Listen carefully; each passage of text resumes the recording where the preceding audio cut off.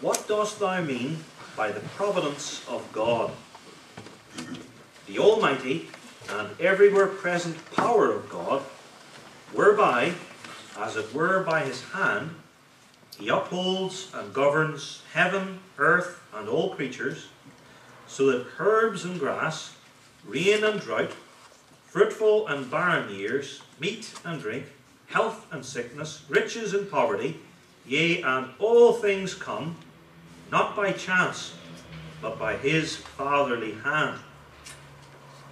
What advantage is it to us to know that God has created, and by his providence doth still uphold all things, that we may be patient in adversity, thankful in prosperity, and that in all things which may hereafter befall us, we place our firm trust in our faithful God and Father, that nothing shall separate us from his love, since all creatures are so in his hand, that without his will they cannot so much as move.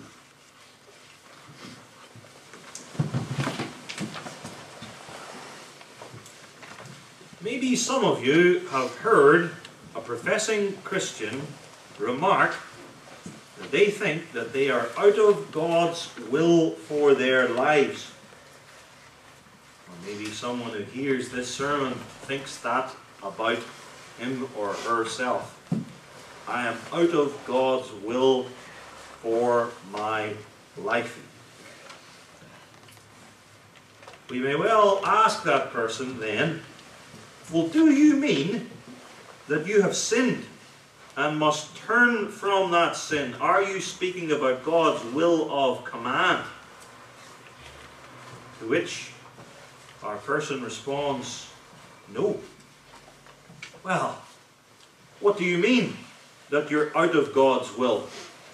And they mean by this, I have made a wrong turn, a wrong decision in the past, and now veering from God's perfect will for my life, I'm out of it. Now, upon hearing this, I would think that you would become very troubled for such a poor, confused person.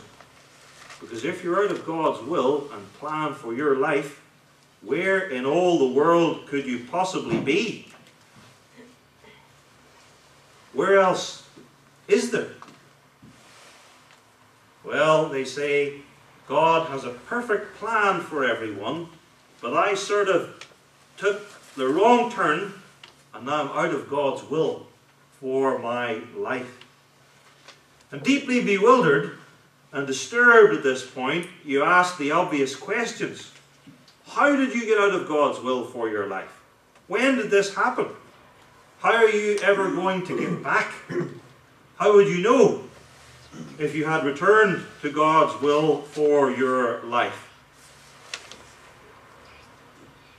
Now, obviously, there's something radically wrong with this idea that a person is outside of and has left the sovereign will of God. To me, this is an absolutely terrifying notion. Because if you're not in the will of God's for you, where could you possibly be? Where else is there? I can only think that such a person must reckon that they're in some sort of parallel and uncontrolled universe, which is absolutely terrifying.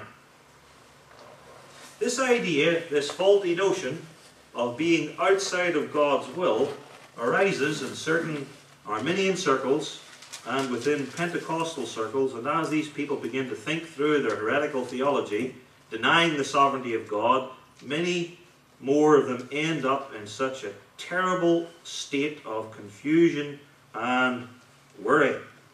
This faulty notion of being outside of God's will arises only where there is a lack of knowledge and confidence in the robust biblical and reformed doctrine of God's providence. That's what we're going to look at this evening. God's gracious providence for his people. First, the Father's hand, and second, never outside his will. God's gracious providence for his people, the Father's hand, and never outside his will. The truth of providence is admirably set forth here in question and answer 27. This teaches us that providence presupposes and flows from creation. In creation, God made all things out of nothing in 6 days, and all very good. And providence picks up where creation left off. It tells us what God does with all things after their creation. And he does two things. One, he upholds it in existence so that it does not lapse back into non-being.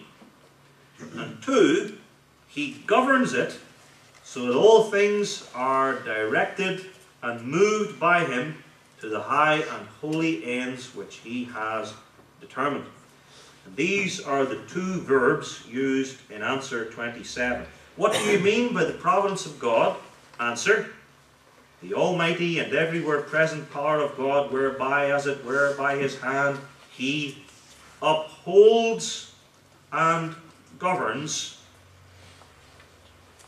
all things.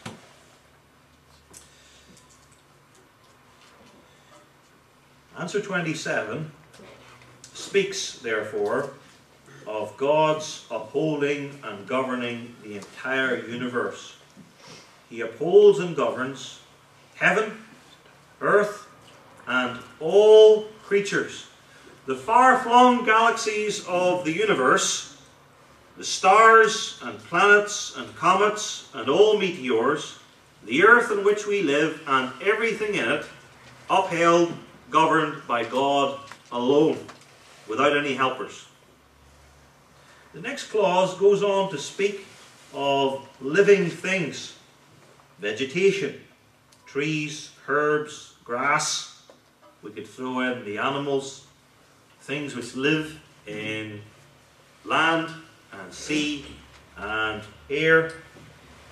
The climate and the weather are included too, because it goes on to refer to rain and drought, as well as their effects, fruitful and barren years. And along with these agricultural factors come things culinary and dietary, meat and drink. So God's providence reaches to the dishes on your table, every meal and every snack. Next, the Catechism lists health and medical factors. Quote, health and sickness. Who gets sick? With what disease? For how long? With what effects? God upholds and governs that too. This, of course, touches upon economic issues. Quote, riches and poverty on the individual level, national, international, the whole thing. God controls the credit crunch and your job status right now, always. And lest anything should have been left out, and to save this list from getting too long, the Heidelberger adds, yea, and all things come, not by chance, but by his fatherly hand. All things political and religious. The rise of political ideologies like political correctness, the rise of world kingdoms, the apostasy of instituted churches, the growth and witness of true churches, persecution, the coming of Antichrist, and I mentioned those ones particularly because they, as instances of God's providence, are also signs of Christ's return. That's providence, upholding and governing